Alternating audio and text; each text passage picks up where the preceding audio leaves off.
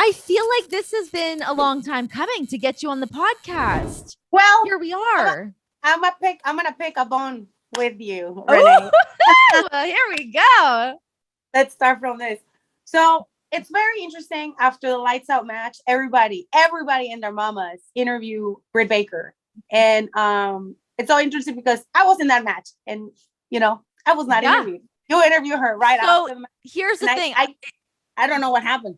That was one of the very first things that I wrote down as I was preparing for this interview. Because yes, Britt Baker did get the spotlight from that match. It was the two of you. And I mean, I will say, I mean, I know Britt personally a little bit better than I know you. So I was like, girlfriend, come pop on the show, blah, blah, blah. But like, why is Britt getting all of the flowers for this match and not you? I love Britt. I think she's great, but let's talk a little Thunder Rosa here. I mean, I think it was the fact that the image that it was there in that match. I bled too, but I didn't do it to the point in where like I was completely like drenched and showering blood. I think that was one of the shocking factors for that match. I mean, the match was a masterpiece. Like I watch it and I'm like, it was so driven with emotions from her and from me that made it so special. There's been so many women in the business that I want to give credit to that were before us that have done this in the independent scene, but they never did it in a way where we did it, right? I think, in my personal opinion, that's one of the main reasons why people are like, oh my God, she's the queen of hardcore. And yes, she did some crazy stuff. She took some crazy bumps, but at the same time, it's like, this wouldn't happen if she wouldn't have the opponent that she had with her. Of course. Takes two to tango, 100%. Yes, absolutely. And I think I knew that for her, it was going to be a defining moment in her career. This match specifically, for me, it's been, it was the match that I needed for people to understand who Thunder Rosa is. And I'm just not talking about as a worker, but I'm just talking about in general, like what I'm able to do. Like I can do technical matches. I can do high flying matches. I can wrestle in a mask. I can speak Spanish. I can speak English. I can do hardcore matches. I'm not afraid of anything. I can do MMA. I can do everything. So, but I feel like it was just kind of like the drift went with her and he didn't go with me. But I'm so used to this, I'm like, do you think that's because of the way that Britt's very good at taking things and pumping it up on social media? She kind of keeps the storyline going through social media where she wants to talk a bunch of shit, post the videos online and post the pictures and all that. Do you think that that is something that that makes the storyline follow her more? I mean, it could have been, and it also could have been the fact that I wasn't signed with AEW at that moment. Right. And it wasn't like, it wasn't going to be like specifically the moment for Thunder Rosa. And I totally understand that. But I mean, like I said, that match specifically, I'm so thankful to Tony for allowing me to be part of this storyline, because he could have picked anybody that was signed at the moment in AEW. But I don't think that that's true though, because you couldn't have done that match with anybody. That's not true. Right. But I'm saying that if you put it in perspective, right? Because I was not part of the company full time. I know he saw it from the day one. When I came to AEW, it was a one and done. But my performance kind of like forced everybody to have me there every week, which was really cool. Okay, how much pressure were you feeling though? Because I honestly, prior to my research getting ready for this interview, I didn't know that you weren't signed before that match. How much pressure were you feeling to be like, hey, you're going to be the main event of Dynamite. You're doing a hardcore lights out match and you're not signed. Did that like fuel your fire to be like, F it, I'm just going to go out there and do my absolute best and get signed and it is what it is? Or were you feeling that pressure of like, God, I really hope that I felt the pressure from moment one, like, because I knew what I was coming for. It's like, I'm an outsider. People make me feel like an outsider a lot of times. What do you mean by that? Why do people Because make the you feel like an storyline, outsider? I don't know if you remember, the storyline is like, you don't belong here. You don't belong here. They keep telling you that. They keep telling me I'm an outsider my whole entire career because I never watched wrestling. I was a social worker. I came into the business because it was fun. It was something that interested me, and I ended up being pretty good at it, and people didn't like that. So just imagine, you come from another company, and you like it or not, when you are, it's a blessing and a curse when you're too good at something in any job, right? Sure. So you come in at something, you're supposed to be a one and done, and then you're like, "What's up, guys?" Every week, I'm the cousin that nobody wants to see, but you still see me. And then they put you in this like super important spot that you're like, "Holy crap!" Like, if I shed the bed, this is it. Like, they're gonna be like, "Oh, thank you for your service, ma'am." You move on. But it was like, Right. I knew that if I did what I needed to do with my opponent, and we can tell the story the way that we're supposed to tell it, that I was gonna be okay, and that this was gonna help me catapult my career in many different ways. Because for me, it wasn't like, okay, I'm gonna have an excellent match, and this is gonna be great just for me. I was doing this for the whole entire group that I have been, dragging with me and telling them, you can do this too. Like, you can be an outsider. People can tell you suck. People can tell you that you don't belong. I have been told that so many times. And even now I shouldn't I'll be reading stuff, but they're always like, well, Thunder Rosa is missing something. Oh, Thunder Rosa is not, they don't have the it. If there is something. And I'm like, let me tell you something, guys. I beg you, not I beg you. I dog dare you to wake up at 5 a.m. every day, travel for 7-8 hours, put a show, go to the next show and do the same thing. Take care of yourself. Try to look good. Try to have a positive attitude. Try to do something. And then you can tell me, oh, you're still missing something. Because I'm not doing it for myself. I'm doing it for the group of women that they're coming with me.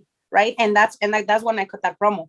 The pressure was on not for me only, but to like, again, show that I'm a great talent, but it's to show that it doesn't matter what people tell you. You are in charge of your own destiny, and you can change your present and your future. And that's what I did when I got there. So what happens to Thunder Rosa if people do start saying that, like, oh shit, she does belong, she is this amazing talent? Do you want that to happen? I mean, of course you want that to happen. Everyone wants to get their accolades and get the respect that they deserve. But do you kind of enjoy having that chip on your shoulder to keep moving forward and keep proving everybody wrong? Because I almost feel like, I mean, as much as you're telling me this, I almost feel, not that I feel the opposite, but like I feel like the stuff that I see about you online is people love you. They do. They do love me because they see the hard work that I put all the time. Yeah. And I don't base my success on one thing. I base my success on every week what I can do for myself and for other people. Right? Because it's not about, I can tell you, for me, it's not about me. My legacy, my family legacy is to build opportunities for other people that are coming after me, with people that come in the ring with me, what they can learn while they're with me and they can teach to somebody else. It's like I always talk about real sisterhood. Like, I was not treated well when I started in the business by other women, like women that were in the business before me. And that scarred me for life. And I keep talking about it. And I know my therapist told me, you got to let it go. But there's certain things that I let but it that go. shit can be brutal, man. Like, oh my God, it can be awful. Do you think locker rooms have changed quite a bit since then? Or is there still some of that can exist? I mean, there's still some of that. But again, it's our responsibility, our individual responsibility to be better people when we are anywhere we go. When you see something that is wrong, you have to say something, even if that's going to cost you your own job sometimes, because there's certain things that shouldn't happen. And if you're strong enough and you can be, I don't want to say political enough, but you're professional enough to do, well, especially if you're somebody that is a locker room leader, to kind of step in and change the way that a locker room is. Or even like have an adult conversation saying, hey, what you did out there really bothered me, and it made me feel this way. And instead of like, you are stupid and you this, is like, no, it made me feel this way. Can you please not do that? And if it continues to happen, then okay, you have a bigger issue, right? But it's like, again, it's like with my actions and when things that I do, I really try to teach new generation of women that it is okay to be a strong woman and say something and not like being a bitch, because you're not being a bitch, you're just being professional. Mhm. You know, and then that's what I hate when people are like, oh, she's being a bitch. No, she's being professional, and she's standing up for herself. Men do that all the time, and nobody says anything. 100%. Yeah, no, men do that all the time. And you're right. I mean, it's definitely easier for, like, you know, if a woman steps up and has that sort of cachet about her, people want to call her a bitch or that she's difficult to work with. Like, that is one of the most annoying things I've ever heard of, like a woman being told she's like difficult to work with. F off. That is so I hate that. It's so obnoxious. How did you feel when, or what was the conversation that you had with Tony after the lights out match for when it was really sweet. Like, I have pictures of that. I have pictures, I have video. I can like literally like tell you how my whole day went, like when the moment that I got there and like how I felt. I mean, like I said, I was very nervous. I was not for me, because I was like, whatever, if I get hurt, I get hurt. Like, my whole thing is like, I want to make sure that my opponent was fully protected, because this was some of those matches and where things can go really, really well. you guys took some gnarly bumps too. Holy shit. Yes. And there's a lot of stuff that I never done before. So there's a lot of like, you question yourself and you question like, can I do this? Can I do this safely? Can when we go live, am I gonna be nervous? Is my opponent gonna be nervous? And then, you know, I called my husband. I remember I was in the back. I was wearing Jacksonville, and we're like in the doctor's office, and there's like a little place where you just hang out, and then, you know, I was going, and I was in tears telling my husband, I'm like, I am very nervous about this. I don't know if I'm gonna pull it off. And then he told me, just remember who you are, where you've been, and all the things that you have gone through. Just remember, you're Thunder Rosa. You are there for a reason. They brought you here for a reason, Melissa. This is your moment. Mm-hmm. You know, remember that. Just remember that you are badass. And I just never remember that, because I was like, okay. One of those conversations where, you know how sometimes you talk to your husbands and your husband's, come on, just get over it. No, it was like, totally. Yeah. He was there like pumping me up, and like, I just remember I was like, man, and I told him like, this is not MMA. I can't kill her even if I want to. I can't. Like, I'm not allowed to. So So he's like, you're gonna do well. Like, we're with you, right? And I remember getting ready and everything, and Tony was like, yeah, you're gonna do great, and I trust you. I believe in you. Tony was always telling me that he believes in me. By the end of the match, I remember they counted, everybody's on their feet, clapping, and I was like shaking. Like, there's a moment in where, like, literally we break the table. She's completely full of blood. I'm full of her blood, and I'm like telling her like, I belong here. And then I'm like, they raise my hand and I'm in tears. Like, this is some real tears. This is like, I was like, in my mind, I remember thinking, you guys, you guys, I knew this was going to be good, but I didn't think it was going to be this good. And I didn't think I was going to survive. It's so good. Tony hugged me and he was like, hey, champ, I knew you were going to do this. Thank you so much. This is one of the best matches I ever seen that a woman have done live, you know. I'm so thankful that you were part of it. Right. And then he's like, you got to cut a promo. And I was like, oh, and that's when Tony Schiavone gave that did the promo in there, and I made a couple of people cry, and it was like Ogogo I made him cry because he was in the process with me. He's like, we became really good friends, and he was training me boxing and stuff. And then Sonny Kiss, I remember he hugged me and he like looked at me. He said, I remember where you and I were in Lucha Underground and how much you struggled to get respect with the people in Lucha Underground because you were so new. And look at you right now doing a main event of this magnitude, and you're gonna become a legend, right? And I just remember just being in tears and being so happy, for one, that it was over, and two, that what we did out there, it was gonna, you know, bring women's wrestling to another level. And I just remember like I learned a lot from Britt, honestly, like in terms of like the moments and like doing stuff like that. Like, I think a lot of people won't give her credit on that, but I will give her credit on that. Like she's like you were saying, she's very smart about certain things, and some like the stuff that she picked, it was really really good. But I think if I would have been a shitty worker and not sell her shit and not do that stuff, I don't think it would have been as good. I've seen a lot of street matches. I've seen a lot of lights out like dead matches, and some of them don't have that emotional connection that we had on that match. What's also interesting too, I mean, you add in the emotional element of it being women, in like just the fact that it was two women having a match like that already changes what the dynamic of that match is, what the emotional level is going to be. And just like you guys like really put each other on the map that night. Like I feel like you both pulled each other up and solidified not only yourselves but the entire women's division for AEW. Did you feel that, or feel sort of that pressure to make sure everyone knows that this is what the women's division here is all about?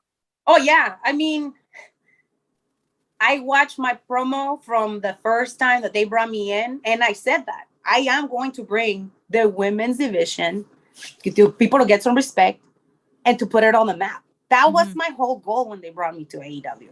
It wasn't like, oh yeah, I'm gonna get over it. No, my whole goal is because people were talking so much shit about AEW women's division. I was so sick and tired of it. They don't. I'll show you. You know, they don't understand all the work we all have put to make this division better. And I'm not talking about me. I'm talking about the whole entire group. As a group, we all have put so much work to earn respect, right? And the fact that we did that night, and we were able, everybody was talking about it, and everybody still talk about it, you know, and everybody that I have, every time I have sat on a signing, that's the match that comes out. Oh yeah, like that's the first time that I saw you, and I got hooked, and I watched all your stuff, and I was like, holy shit, like this girl is awesome. So I was like, there you go.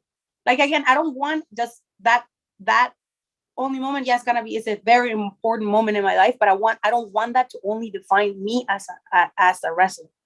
I want like everything else that I've done after that and before that to build, like we were talking about, respect in the women's division and AEW and outside of AEW, because it's so important, because those are the girls that are going to come to AEW and they're going to be part of the women's division. And we want strong, solid women that can hang.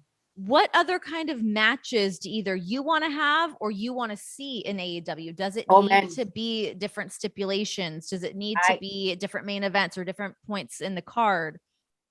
Serena and I would talk for many, many months. We want to do it. Is Serena? Wow. Yeah, she's awesome. An Iron Woman match, or you know, a 60-minute or a 30-minute. What else? I want to do a cage match so bad. Like there's something about the cage that just attracts me a lot. And it was a limit time draw with Allison Kay. We beat the crap out of each other in my promotion. It was a really, really good match. I want to do a dog and color match, like stuff like that. I mean, I'm not afraid of doing anything anymore. Yeah. I said I faced death when I got in the cage, and that was the first time that I was like, oh shit, I can actually die here, you know? So ever since then, I was just like, bring it. I'm ready, you know? Yeah. It's like, I'm just ready for the challenge. I love doing 30-minute matches. I love the fact that I have to think about the moments that I want to create with my opponent, how we are going to elevate each other. It's always a learning curve and a learning process. And it's fantastic. Like, I love doing that. I given my last match right now with Jade, it was like a learning curve, not only for me, but for her. Right. And it's, all that, like the process of thinking, what am I going to do? How are we going to create it? How are we going to create the interest from the people to watch this match and to tune in and to watch the whole entire match? I mean, I saw this last time when they had the 60-minute match, Cowboy and Brian. Yeah. I was telling Mark, I'm ready for this. I am ready for this. And I know a couple of my peers are ready to have a 60-minute match. Iron Woman match, y'all. Let's go. You got the cardio for it. I always see you in the gym. Anytime I've been on the road with John, I'm like, there's Thunder Rosa in the gym getting it in. Or like the crazy, everybody's like, you're crazy. You'll go running outside when there's snowing and it's like 37 degrees. Oh, I It's like that. Feel it in the lungs. yes. And this is my life, what I chose to be. I'm a professional athlete. I'm on the top of the world. I'm one of the best companies in the world. And I have to show that and be an example. I'll tell you, it's all about being an example. Like, yeah, I want to party, have fun, but I also have to like, show up and show off. Work. Yeah. Oh my God. I've got so many different questions for you that I'm like, which way do I want to go? Let's go to when you got signed. What was that moment like for you when you did get signed to a full-time contract? Oh man, if I could really talk. I mean, you can. I was in my bed and I was having a really difficult time because I was having some issues with the other company that I was working with. And I was praying. I was like, God, please just make this happen. And Tony Khan, I swear to God, he's a beacon of change. And he's a beacon of hope, honestly. Like, I remember one time we're in Jacksonville and I was just like in tears and he saw me and he grabbed me by the shoulders and said, I got you, Melissa. Be patient. I got you. Like, just give me some time. It was July 20th. And I'm just like praying to God, please, God, just like give me patience. Because actually today would have been, I find out it would have been a release from NWA. Because I was at my now. So yeah. Yeah. July 20th, it was like 8 a.m. I'm in tears praying to God for clarity and patience. And I got a message from Christopher Daniels. He's like, sister, here is your contract. Read it over and send it to your lawyer. I like literally was on my computer and like looking at it and I'm in tears. Like, I'm just in tears. Like, finally, like all this time. And I was like, just like this, with my husband, we did it. We fucking did it. Oh man. That was the best thing that happened to me in a long time. Because I worked so hard and we sacrificed so much throughout 6 years. And like, there's so many things that people don't understand. They don't know. They don't need to know. And I was like, Jesus, God, thank you so much. And then when it was announced on my birthday, it was like everybody, every single comment is like, you earned it. You deserve it. You've worked so hard.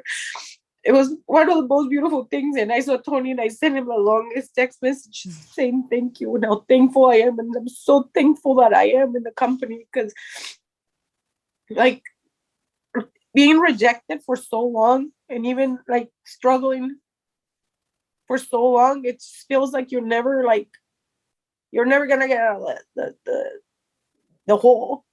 But then it's like you see the light and you're like, oh my God, like miracles exist and like hard work really pays off. And a lot of people like want to do shortcuts and like they get tired and they give up. And like it's just that attitude that I was never gonna give up no matter what. It really like it felt great, and it just feels great that I can say that I'm part of like something like this because we are making change. And yeah, I feel awesome.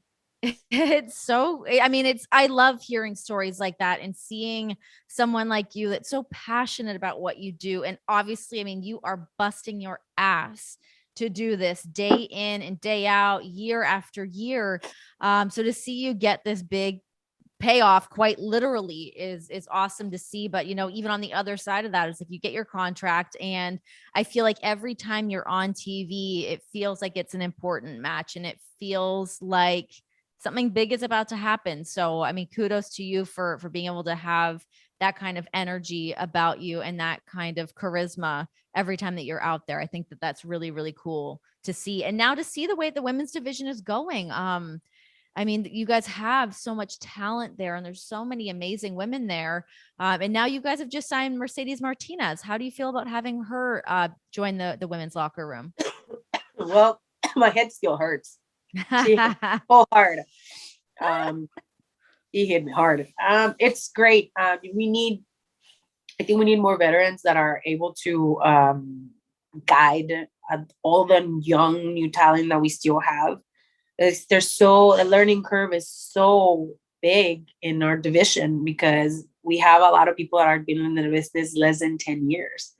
And you like it or not, I mean, there's a lot of stuff that we all still need to learn. And I always sit with Arn, with Malenko. I mean, Dustin has been my coach from day one since I got there. He's the Always best. asking questions, and I'm always asking how can I better myself. And when I'm having certain matches outside of AEW, I go, Arn, can you like help me on this one? I have no clue what to do. And they're always open to do that. But when you have women that have been in every single company in the world, I mean, what else? Like, she is a book of knowledge. And every time I have stepped in the ring with her, because we've been having a lot of matches in the independent scene, they get better and better and better and better. So if people were hating because she got signed and the way that they announce her, whatever, that's not even the point. The point is like what you guys are about to see in the next couple months is going to be fire, because you have somebody that is a super freaking good veteran that knows what she's doing. And then you're seeing fiery thunder baby Rosa right now. It's gotta be money. Like, Yeah.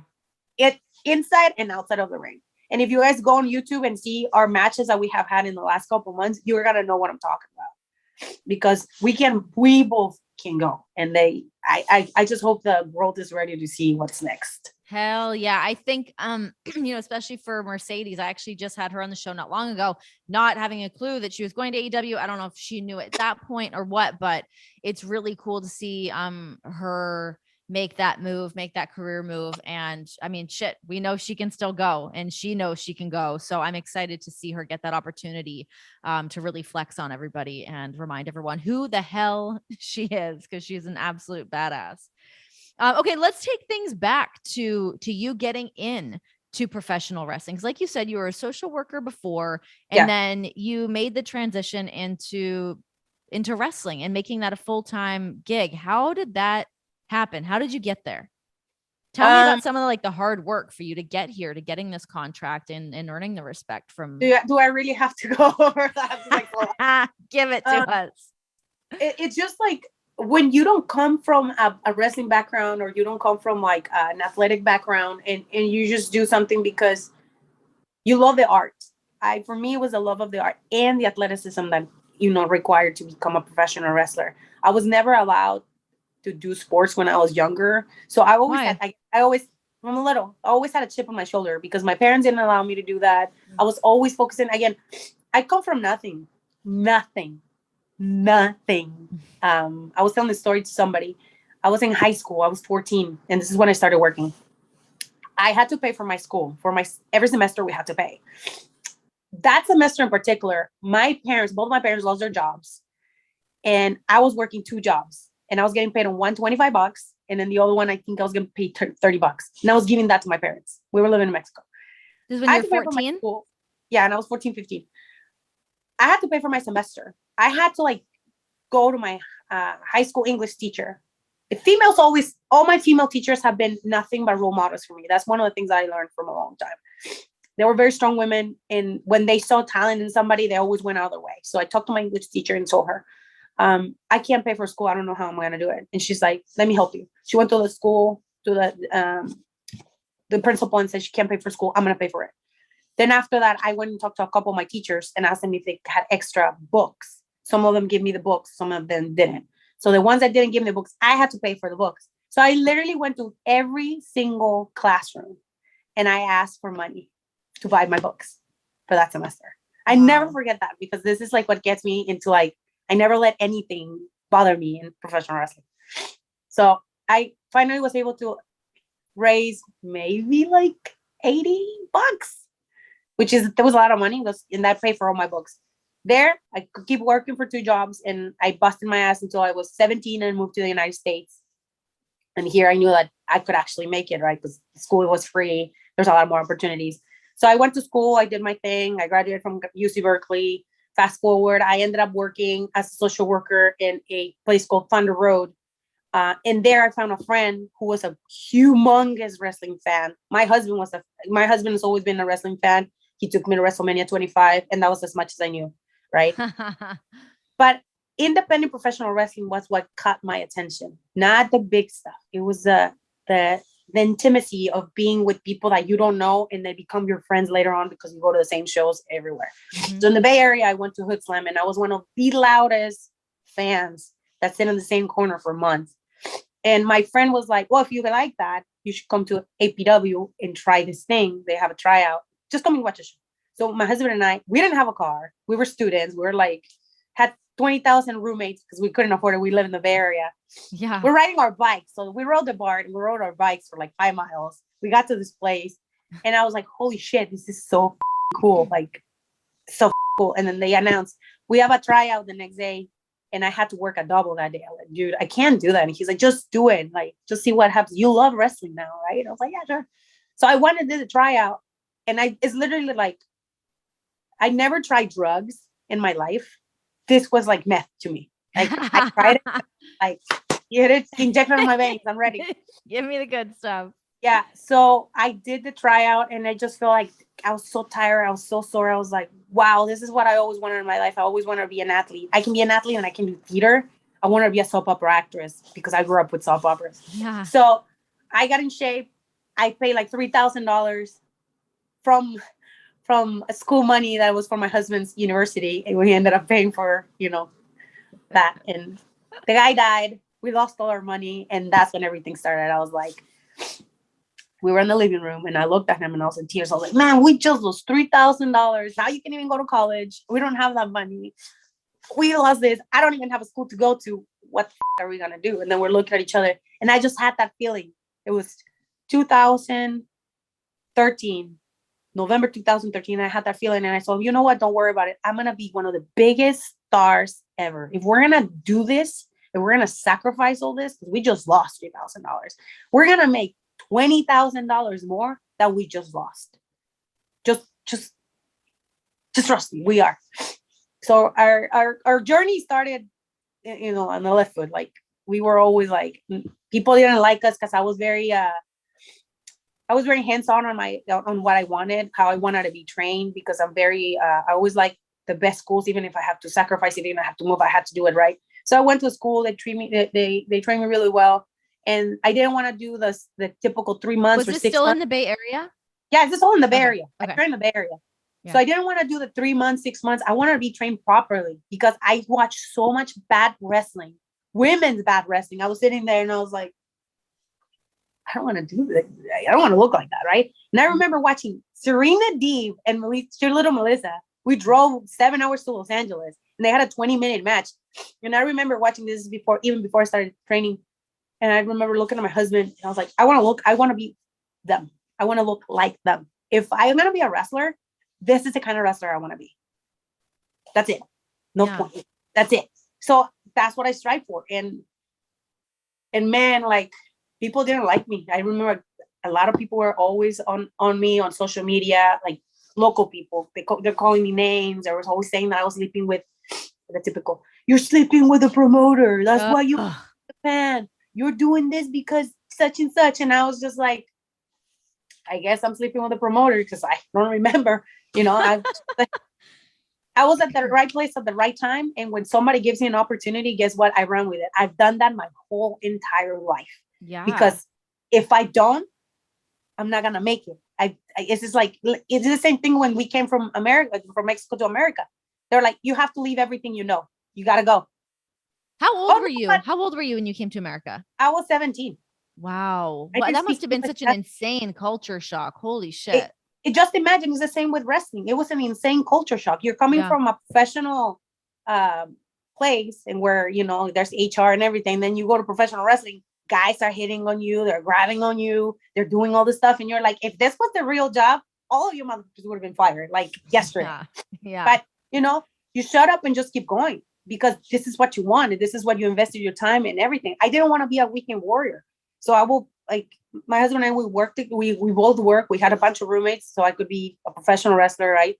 And it came to a point where after many opportunities came for me, I make them happen and I shine. The Lucha Underground contract happened. I was the shits at that time. But guess what? That didn't let it bother me. Yes, they gave me an opportunity to wrestle. I didn't cut it. I went back and I started training. Like I was driving from Oakland to LA probably twice a week, Damn. sleeping on Holy people's shit. floors in East LA, you know, sleeping in whoever will let me sleep in their bedrooms for me to get better at Lucha Underground. And I had a contract, right? And getting paid $60 to like wrestle in places because I needed to get the reps because I don't have the luxury of having great places and they're paying me a bunch of money. I didn't have that. Like people didn't give two shits about me. Never did. They're always like, there's always somebody better than you. No, you don't. I don't know. You don't have the look. Oh, you don't have this. You don't have that. And I'm just like at first I was like, I don't want to be looked as the Mexican wrestler because everywhere that I went, is that what people just kept trying to do? Everywhere that I went is like, you're lucha. I was like, no, I train American wrestling. I don't know how to do lucha. Then I go to Japan. They had me do lucha, so I had to learn lucha, right? Then I come back here and then I start working Lucha Underground. Guess what, Melissa? You have to learn how to do lucha, pero lucha well.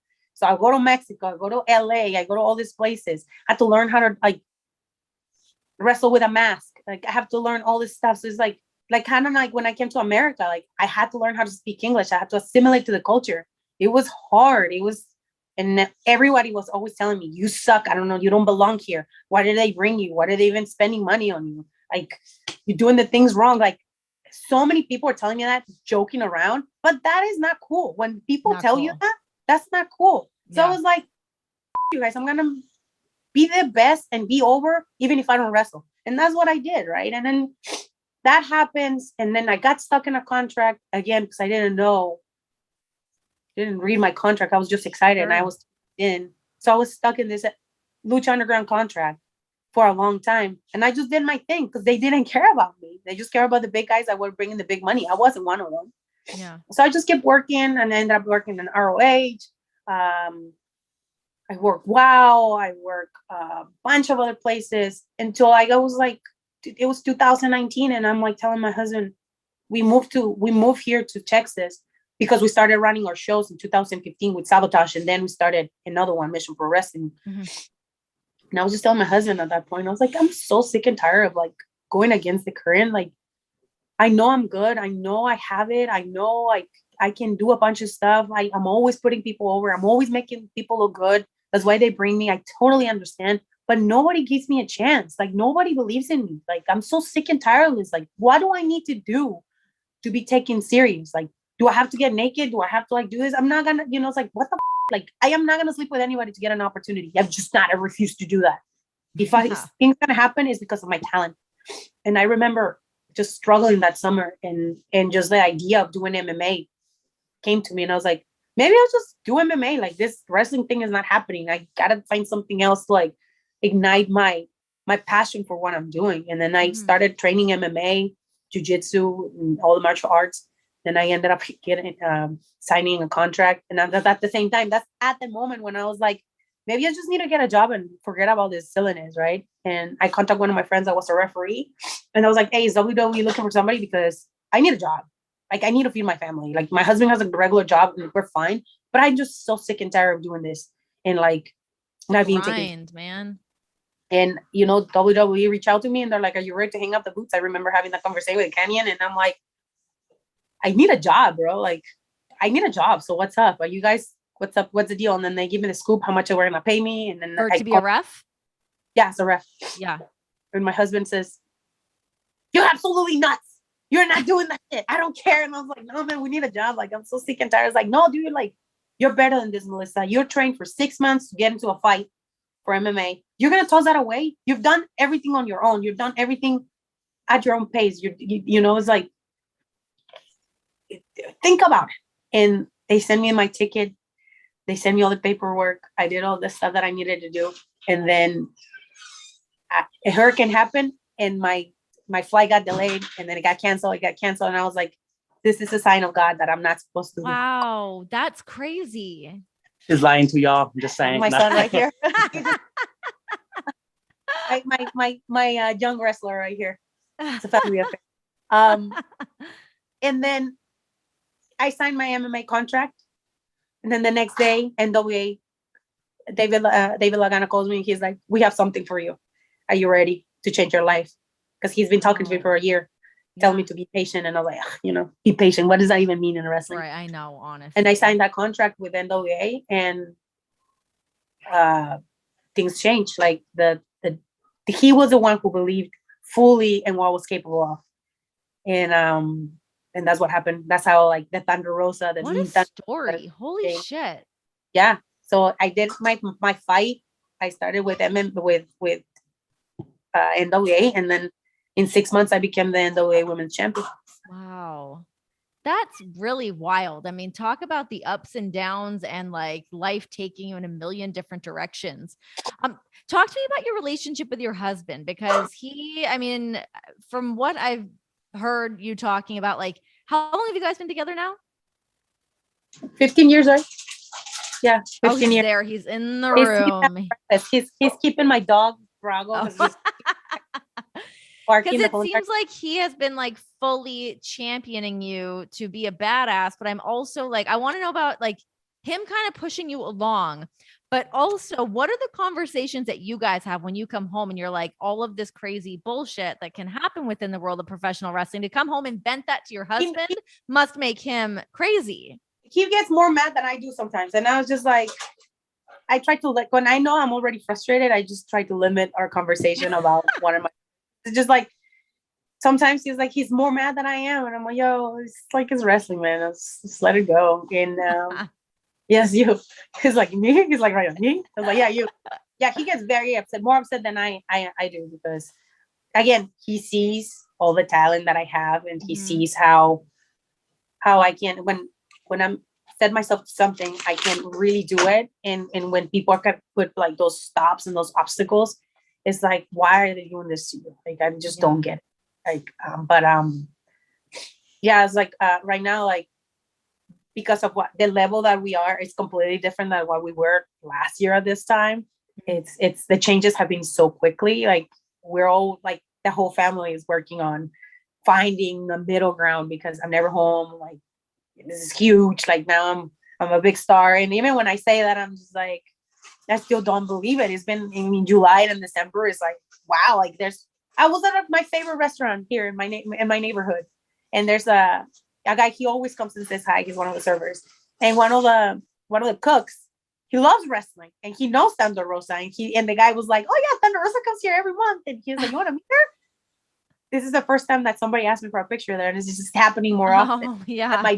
We're like, hey, Thunder Rosa. And I'm like, so it's so interesting. It's so interesting. But it's like, so I forget, I do a lot of volunteer work in my community with the Salvation Army, and like, even like the local stars here. There was a super famous singer from San Antonio. She knew who I was. I had no clue who she was. Oh, cool. And we did a program with Salvation Army, and she's like, oh my God, Thunder Rosa, so nice to meet you. And I'm like, hi, how are you? And then I go on Twitter, she has 5 million followers, It's like, so cool. It's like, you don't never know. And like, that's why my husband is like, a lot of these people that you work with, all these companies, they didn't even know the capacity and the impact that the Thunder Rosa brand, as a brand, because I have a team with me, that what we can do for them, and now he's the one who was when Cody announced the community outreach program.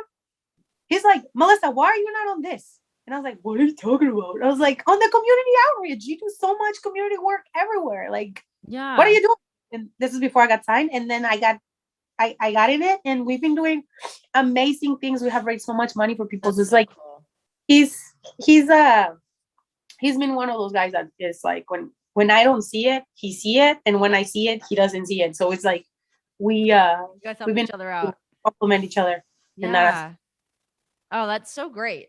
Okay, Mission Pro Wrestling. How did this come about? I mean, you have been through it in the wrestling world. As you just kind of laid out for us, how did it come together that you wanted to have your own promotion?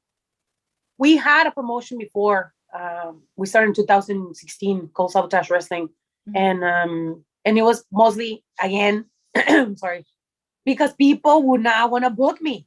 They just didn't book me. And I was like, you know what? And to tell him, I have like a little bit of money from Lucha Underground. We can invest on this. Let's see what happens. So we called everybody and their mamas from Canada, Mexico, all over the United States. And I was like, hey, ladies, we're starting this thing new. Sorry, we can pay your fee. your whole fee, but we'll take care of this and we'll take care of that, and we'll have somebody to be scouting for you. Are you guys down? And I saw the picture this week. I was going over all my memories, and I was like, just remind me where I've been and where what I need to still work on. And that picture came out with all the ladies that came. So I started like that.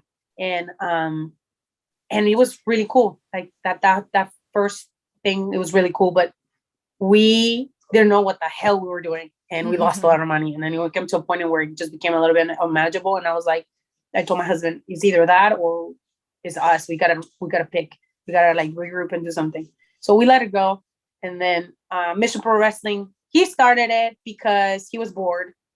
And he started with a friend. So he started running like little shows just for fun, not to make money or nothing, just fun. And then the Speak Out movement happened. And he came with the greatest idea. How about we have a show that is run by women, for everybody. And I was like, oh, more work for me. All right. Thanks, man. And I started calling people, and we got a booker. Everybody female, like everybody. And then I start calling all my friends that were blackballed for no reason, that never gave enough, nobody gave two shits about them. And I was like, hey, I'm starting this thing. You guys want to be part of it? It's going to be kind of a big deal. Just watch it. It's going to be big. If we're working on it this year, it's going to be big. And we did it during COVID times, which is even harder to like even. So we put a call for fans and for businesses if they wanted to sponsor our show, because I mean, we had the money, and we pulled a little money that he had, a little money that I had, and a little money that my friend had. And we started like that. And we had a bunch of girls from different parts of the country that came and helped us out. One of the main ones that I wanted to bring was, she's already signed, Teresa Serrano, that's her name. What's her name in the WWE? Zoe Starks. Zoe Starks, yeah. Yeah, her. People will not give her the moment of her life, and she's so talented. I was like, I want you to come over. My idea was to make her my champion. And then La Rosa Negra, like, I always had her in the back of my mind because of all the things that she's gone through in the last 5 years and how great of a person she is. And I was like, I want you to come because I want you to do this. And that's the same thing with Holiday, and the same thing with a couple of girls that have been with us for a while.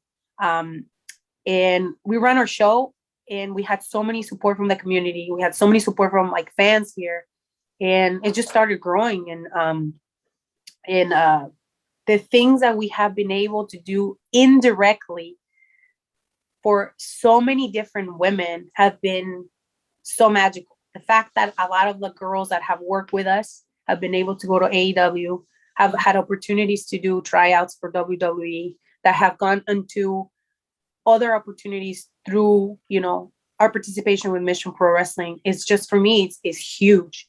And that's how we have been building the locker room. It's so important to me because we don't put up with attitudes. We don't put up with egos. We don't put up with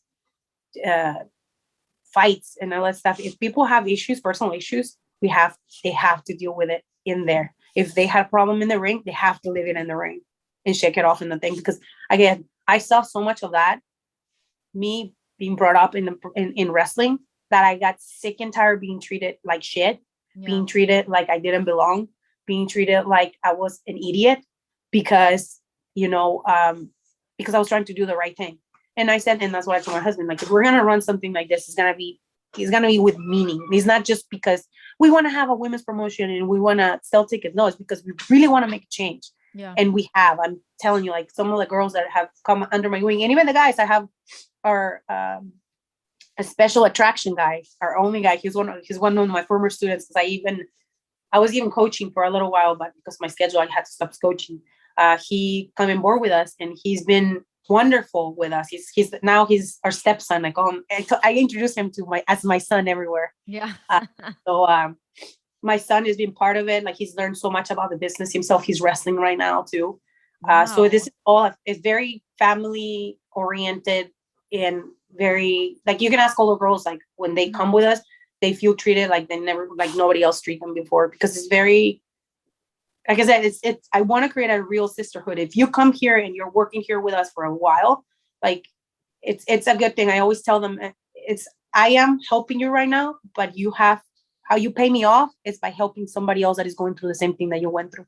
Otherwise, it's just doing it for yourself, and nothing is gonna change. When I was in Japan, Kimura-san, when I got hurt, she took care of me. Hannah took care of me. Her daughter, who unfortunately committed suicide 3 years ago. Yeah.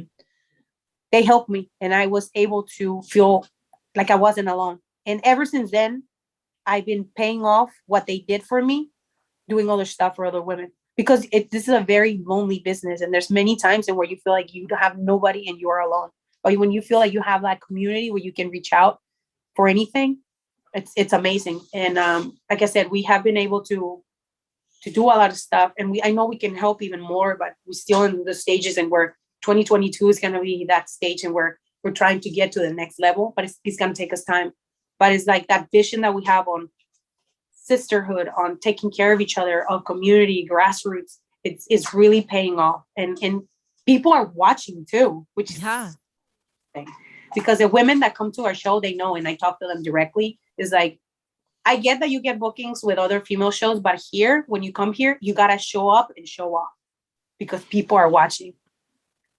I really feel like your background was social work, and then everything you went through with professional wrestling, I feel like all of it kind of goes hand in hand with what you're doing with Mission Pro Wrestling, of like creating such a great environment for people to come work in, somewhere where people want to be. And then, yeah, like you said, like creating that sisterhood, because when you are not a part of that sisterhood, and I mean, it does exist, but there's people that are on the outside of that shit burns, man. Like that can really sting. And it's really cool that you make your environment so inclusive and so welcoming to so many people to be a part of. Very, very cool. Yeah. You've been able to work with so many women, of course. And right now, there's probably never been such an incredibly talented amount of free agents in the professional wrestling world. If Tony Khan is able to sign 3 women right now that are free agents, who do you want to see in AEW that you'd like to work with? I would love to see Athena. She's very knowledgeable, very talented. She's helped me a little bit, and I was like, oh, that makes sense. Like she makes things make sense, and she's a great coach, and she's just been great. I mean, at their time in NXT, like she helped a lot of the girls out there. Mm-hmm. And she does it here too in Dallas, helping new generations of women professional wrestlers. She has a very similar mentality than I do too. So I enjoy having people that are very grounded, right? I like that. It's so important to change the locker room when you have people that are grounded, right? Let's see. I never had the opportunity to work with Toni Storm, but I think she will be a great addition. She's a great worker. Like all the people that I talk to, like they have said that they enjoy working with her and they enjoy having her in the locker room. Another person that I will like for them to sign, who would that be, Brian? Since did you sign Mercedes? Well, they signed Mercedes, so that was another one that I was. That one's done. Yeah, I mean, I don't want to be biased, but one of my dear friends, La Rosa, has a lot to bring to the table too, and I don't feel like she's ever been able to have that break. And she has done so much, mostly in Puerto Rico, but she's done a lot for the women's division in that area, and she's been all over. She's been in Japan, she's been in Mexico. She's a hustler. She's, but. That's wishful thinking. Hopefully it happens. Put it out there, manifest it, make it happen. Yes. Let people know. But again, it's like if they were to sign people, I will like people that are grounded and they're not like, yeah, I know we need star power. I totally get that. But man, running women's shows or just women's wrestling in general is another monster. I always said that. Even my boys, like in many different places, they're like, "Yo, I don't know how you guys do it, man." Like, I know, man. I mean, I have we run women's shows. We got to be very tactful about what we do. Okay, this has actually been such a great conversation, killer interview. I love getting to hear more about your story. Geez, I mean, all the stuff that you have been through to land where you are now. I'm so happy for you. I'm like proud of you for like sticking to it, nose to the grindstone, getting it done. My final question to you is this: what is the best taco that you've had so far? Oh, the best taco vlog's fantastic. I love that you're doing this. I love that you are checking out tacos in different towns, making that your thing. As a food person myself, I love this and I'm living vicariously through you. So, number one, what is it? Best taco. Damn. That's a out. On the vlog or just in general? Well, the best one that you've had that like since I would say like on the vlog that you've done. I will say it had to be when I was in Monterrey, Mexico. It was so authentic. Like we went to this taqueria and I never had this like, it was a chicharrón trenzado, which is pork rinds, but it's like really hard. Pork Oh, yeah. Oh, those are real good. And then the tortillas were handmade. It was the most delicious thing I've tried. And then the al pastor, it had pineapple, which is very authentic with authentic salsa, like everything. I was like, this is how a taco should taste like. In America, damn, let's see. I'm so hungry right now, so this is kind of killing me, but I also love it. Really good. When we went to the Tepito, Taqueria Tepito in Dallas, they were really good. Oh, then I just had one. It hasn't come out. The birria tacos in Murrieta in Atlanta, actually, in Georgia. Okay. They were really, really good. It was an interview that I did with Siki Dice that is coming up pretty soon. Yeah. Man, him and I, we were like, wow, this is so good. So there is I'm so hungry. There's some really good places. I'm hoping that the taco vlog goes bigger so I can have my stuff on TV one day. Yeah, let's get it out there. Let's get you should have your own hot sauce. That's what we should really be doing. No, we're probably Thunder Rosa hot sauce. Oh, next year, like there was an offer for me to do hot sauce too. Yeah, so. You 100% should do that. I mean, Dustin Poirier has his through Hedonist. It's awesome. It's like a Louisiana style hot sauce. It's one of my favorite ones. You need to jump on this bandwagon. Yeah, for sure. I need to. Definitely. For sure. Well, Thunder Rosa, I'm so happy that I was finally able to get you on here to pick your brain again. I mean, honestly, your story's amazing. It's really cool to see you doing what you're doing right now and continuing to grow and make women's wrestling better. So thank you. No, thank you. Thank you for being patient. I'm sorry I was late, but it's all right. Now you owe me a taco. I wanted $5, but now I think I just want to go have a taco with you. I will have to make you tacos then, or I'll get my taco from a Taqueria El Dorado if you come to Austin. That they have my taco there. The Thunder Rosa. Really? What's in it? It's steak, rajas, and they have like some very spicy jalapeno and cheese. And some of the proceeds go to my favorite non-profit organization. So they donate money from that taco. Oh, that's awesome. That's the deal that I have. So man, yes, people when they ask me, cool can I eat your taco? And I was like, absolutely. Go to El Dorado Cafe. Go and eat the Thunder Rosa taco. So great. All right. Well, listen, I can't wait to see what else you continue to do in 2022. Super excited for you. And thanks again for coming on. Thank you.